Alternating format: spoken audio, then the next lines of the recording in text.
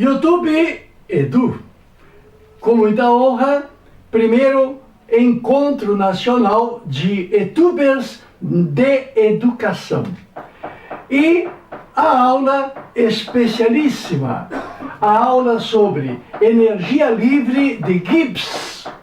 Quem foi esse tal Gibbs? Foi o Josiah Willard Gibbs, que viveu no século XIX, até 1903. Muito bem, experimentalmente, ele verificou que esta equação determinaria a espontaneidade de um processo. O processo se desenvolve espontaneamente quando, depois de começado, não para mais. Começou, vai até o fim.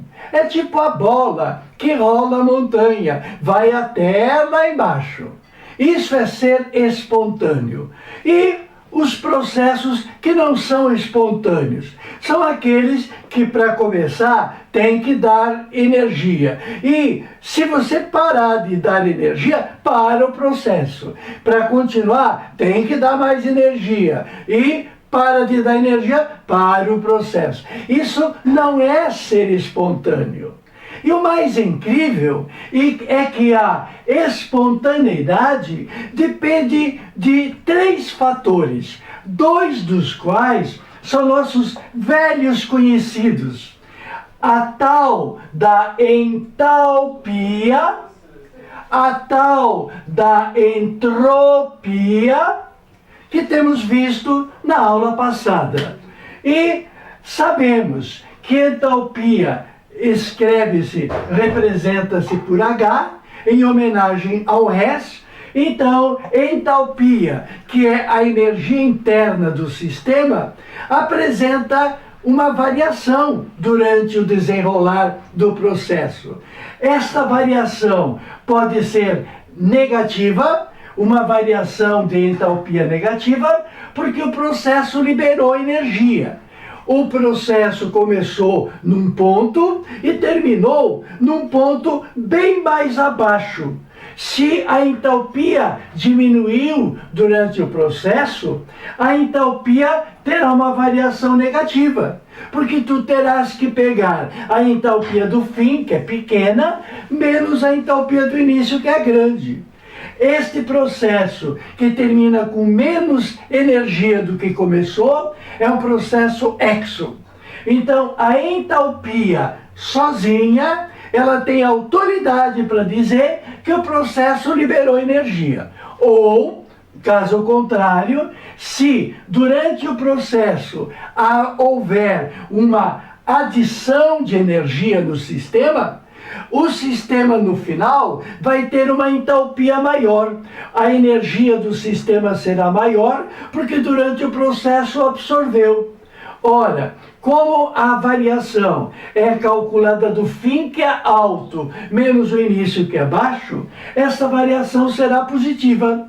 Portanto, a tal da entalpia, sozinha, tem autoridade para dizer que o sistema libera ou que o sistema absorve calor, com o seu sinal negativo, no caso de liberar, e positivo, no caso de absorver energia durante o processo, tornando a energia interna, no caso, menor na exotérmica, porque se saiu, ficou menor, ou entalpia maior no final, porque absorveu e cresceu.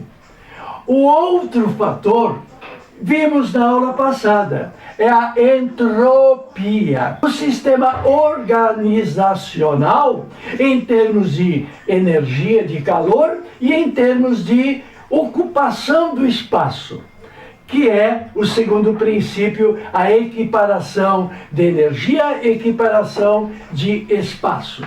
Bom, a entropia tem a ver com ordem, mas ao contrário, o sistema bem desorganizado, onde as partículas são muitas e em movimento, por exemplo, é um sistema de alta entropia. A entropia tem a ver com organização, mas um sistema que durante o processo desorganiza, quanto mais desorganiza o processo no seu decorrer, maior será a entropia. A variação de entropia será grande se houver desorganização durante o processo. Um sistema terá uma variação de entropia negativa quando o sistema organiza, tipo a situação dos gases hidrogênio e oxigênio, dois gases, duas substâncias, cujas moléculas estão em alto movimento.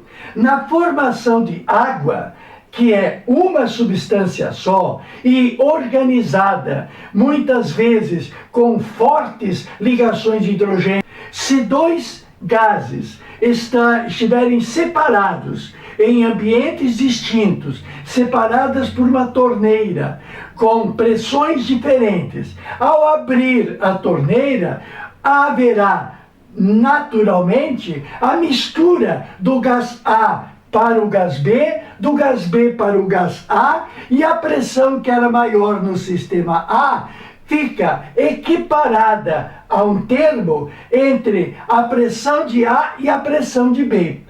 Esta equiparação de espaço com a homogeneidade, a estabilização de uma pressão única e a circulação das partículas é que é tomada de espaço. Equiparação de espaço corresponde a simplesmente a entropia maior. Maior entropia, quanto mais mistura, quanto mais desorganização.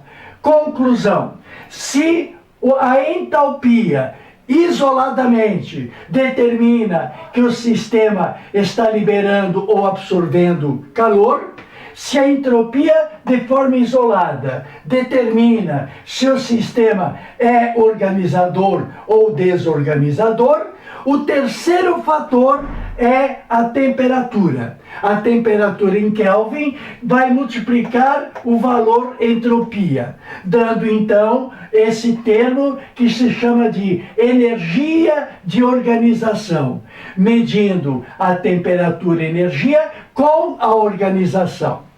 O nosso amigo Gibbs, ou Josiah Willard Gibbs, determinou experimentalmente de que se nós atribuirmos esta equação com dados concretos da variação da entalpia do processo, subtraindo o produto da temperatura em Kelvin pela entropia que se sujeitou ao processo, nós vamos ter um valor. O somatório da entalpia, a subtração da energia de organização vai me dar um valor. Que valor é este? É o valor final, é o valor líquido. É tipo nós que somos pais de família, que administramos a nossa família envolvendo um salário que tem um valor fixo, que é o salário base, ao qual se acrescenta as horas extras, ao qual se acrescenta a titulação, ao qual se subtrai o imposto de renda, o imposto sindical, o INSS e taxas que vão aumentando. Vai sobrar quanto? De quanto que eu vou dispor o próximo mês para administrar a minha casa? Este quanto que vai me sobrar é o quanto da energia resultante desta expressão, levando em conta entalpia, levando em conta entropia, levando em conta temperatura dentro dessa expressão. Gosto da palavra energia líquida, não no sentido de estado físico, mas no sentido de o que eu disponho líquido. Tira os prós, tira os contras, sobrou quanto? Se sobrar abaixo de zero, é espontâneo. O processo será espontâneo se o somatório, se tudo envolvido, tudo que interessa levado em consideração, der negativo. Então me desculpem os fãs da lei, entre aspas, porque nada de científico tem aqui, a lei de Murphy, aquela lei que observada por Edward Murphy em 1940, um oficial do exército americano, que no consultar dos fusíveis do aparelho que ele tinha determinado, verificou que estava tudo trocado. Foi um processo espontâneo, que deu tudo errado. Ou, como se diz de maneira hilária, você só encontra uma mulher bonita quando você está com a sua namorada do lado. Você está numa fila, mas a fila do lado corre mais que a tua. Deixa de ser pessimista, isso não é lei, isso é por acaso, dentro das probabilidades. Porque, para ser espontâneo de verdade, leve em conta a entalpia, leve em conta a entropia, leve em conta a temperatura absoluta. Se tudo isso unido der abaixo de zero, o processo realmente tende a ser real, tende a ser espontâneo. Porque se der positivo, não é espontâneo. Teremos oportunidade de, na próxima aula, fazermos exercícios concretos, de dados concretos de reações que nos rodeiam. Próxima aula, questões de vestibulares. E se no somatório dos interesses der zero, o processo não é nem da esquerda para a direita, nem da direita para a esquerda. É os dois ao mesmo tempo. O processo estará tanto espontâneo para a direita, de reagente para produto, quanto de produto para reagente. O processo estará em equilíbrio. Aonde, se o ΔG na expressão for zero, eu terei zero igual a ΔH menos T ΔS. Passando o T ΔS para o lado de lá, o processo está em equilíbrio também quando o ΔH, a variação de entalpia, for igual à energia de organização, que é a temperatura absoluta vezes a variação de entropia. Teremos agora a necessidade da tua colaboração. O que tu acha? A combustão, a precipitação do sal da água do mar. Já pensou? Todo o sal da água do mar precipitar? A geleira nos polos. Por que as geleiras tendem a aumentar? Isto antes desse processo diabólico de produzir gás carbônico e gás metano, de forma a provocar o degelo. Bom, isso é um fator de alteração climática. E a evaporação da água no deserto. Esses 4 processos são espontâneos ou não são espontâneos? Vamos provar através da equação da energia livre de Gibbs. Já em seguida. Tote ao seu dispor.